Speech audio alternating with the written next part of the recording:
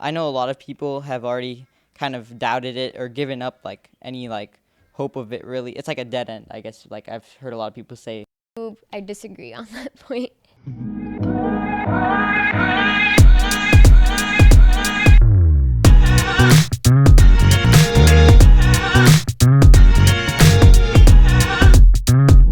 yo, what is up everybody? My name is Shavain Bhutani and welcome to Communications and Health, the most health informative podcast on the planet.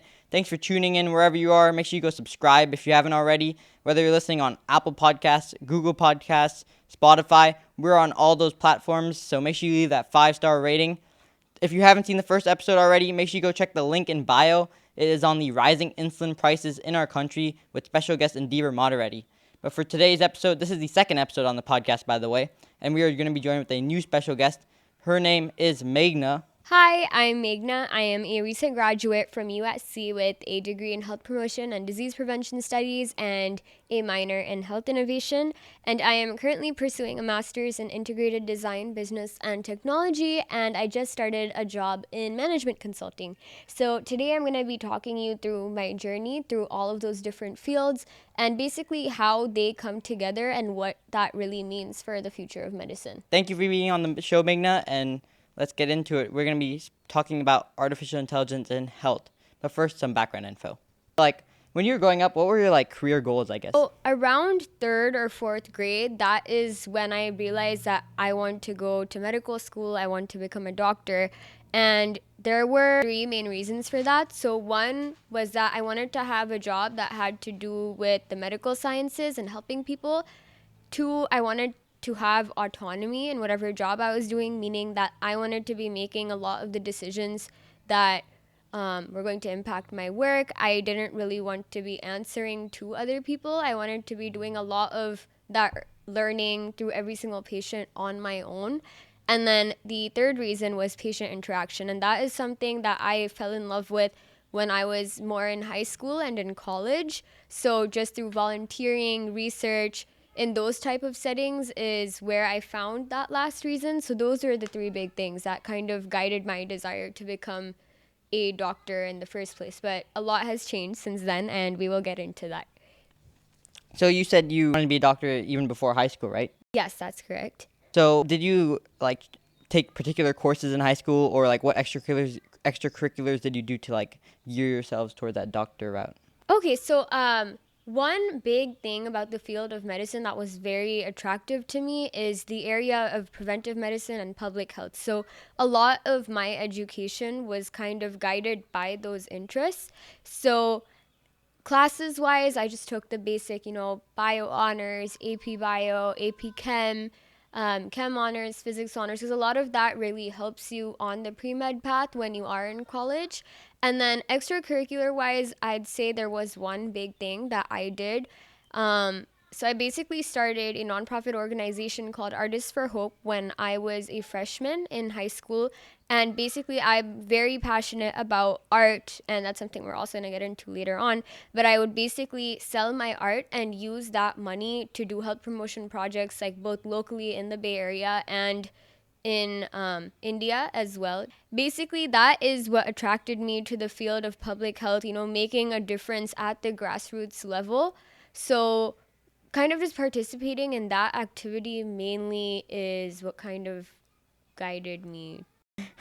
So I'm guessing going into college during your application process, you had your major set. You didn't go in undecided.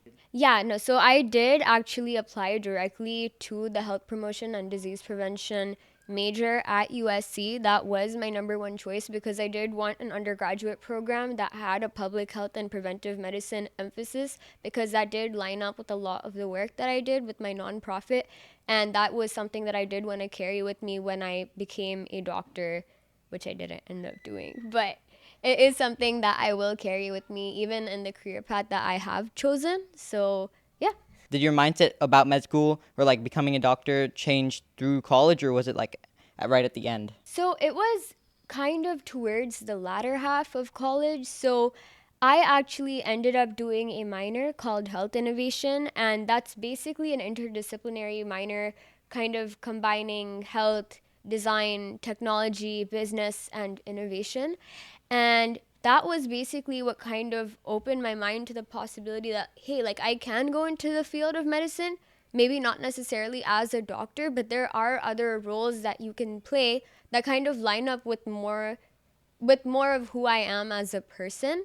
And another thing that did happen when I was in college is that the field of medicine has been changing at an unprecedented rate, especially with the COVID-19 pandemic, right? So there's a lot more artificial intelligence in medicine. There's telemedicine now. So as I mentioned before, two of the three reasons that I wanted to become a doctor in the first place was because I wanted to have that autonomy, that decision making, basically learning from every patient encounter. And then I wanted that patient interaction, right? But then with the rise of telemedicine and artificial intelligence in healthcare, those two reasons are just becoming less and less, if that makes sense, in the role of a doctor. They're not as important anymore. And the actual role of a doctor, it is still extremely important, but it is not a role that I would pursue based on the reasons that attracted me to it in the first place, if that makes sense. Anything about med school not attractive for you, or is it just like they didn't have the? So it was just the end result that I feel like I would not have been happy as a doctor, because I did want those two things. I wanted autonomy and patient interaction. And becoming a doctor in the world that I would have 10 years from now, I would not necessarily have those things with the way medical technology is heading. So those were the two big reasons. So after you change your decision to not go to med school, where do you go from there now?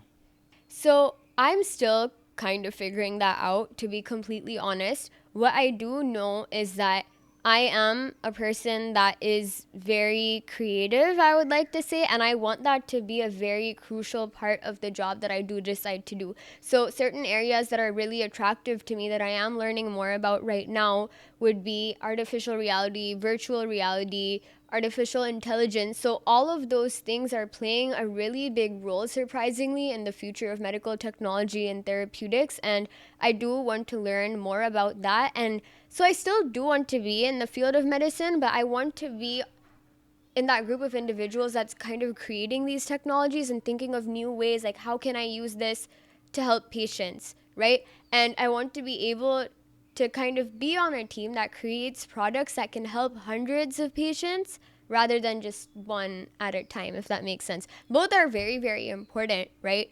But I just feel that I would be a better fit in that setting, just based on who I am. And yeah, so basically, I did not go to business school. So right now, I'm just starting with a job in management consulting to just kind of learn the basics of business, because that is so important in that field. And yeah, from there. And then I'm also doing a master's in integrated design, business, and technology at USC to learn more about the technicalities of AR, VR, AI, design, all those things. So I'm going to try and use that educational background to actually get the job that I was talking about previously. And we'll see how that goes. I don't know what's going to happen. I'm still trying to stay open minded, but I do know that that is the like vantage point that I want to enter medicine from. I guess that is perfect transition into our main topic today, which is going to be artificial intelligence and health when we come back in from break in 2 minutes. All right, what is up, everybody? We're back from break. And now, like I said, we're getting into our main topic, which is artificial intelligence in health. So I guess we're going to start. I guess you said we can't start without talking about a topic called big data. So what is big data? So basically, there is an abundant amount of health data that's been amassed from numerous sources. So that includes electronic health records, mobile applications, devices that you see every single day, like your Fitbit, your Apple Watch. And this basically includes information like your heart rate, breath sounds, sleep patterns, etc. And in general, so like every single day, there are millions of medical data points that are generated by these wearable devices and medical devices, and this is growing at an unprecedented rate. And just to kind of give you an idea of that, in 1950, the doubling time for medical data was 50 years, right? And now it's 73 days. AI and machine learning have basically become increasingly vital to make meaningful use of this large amount of data, especially in the medical space. This question is, what is artificial intelligence or AI, and how does it apply to health? So, AI is basically a very powerful tool that analyzes large amounts of data in real time. And essentially, it's basically finding patterns in these large data sets and uses these patterns as a predictive tool, hence the term artificial intelligence. So, yeah, it's basically being used in three major areas right now. So, that one is virtual patient care, two is diagnosis and predicting outcomes, and three is medical image interpretation. And then basically, there are five main advantages of using AI in healthcare. So, one is improving the accuracy of these diagnoses that are happening for, like whether a tumor is benign or malignant, things like that. And then it also allows for interventional insights, basically similar to what I was talking about before. It supports medical training and education as well, basically putting medical students through very realistic scenarios, teaching them how to react. And it's actually a lot better than how things were taught before, just reading from a textbook. It's actually putting you through these simulations and basically allowing you to learn in a lot more interactive way. And four, it also allows for the prioritization of patient care because things are happening at a much faster pace. So this is allowing patients to become more consumers of health rather than like passive recipients of care. And that's a big trend that we've been seeing in healthcare in the last 10 years, especially in the last 5 years. And then it also allows for equity in healthcare as well, because this is a tool that can be available in pretty much any setting, right? So, yeah, basically, those would be the five big advantages of using AI in healthcare. So, as we've heard, like AI is definitely a really growing industry. So, like, it's still new. Yeah. I mean, it is new in the use of healthcare, but it has been around in many different fields previously. And it's been extremely successful in those fields as well.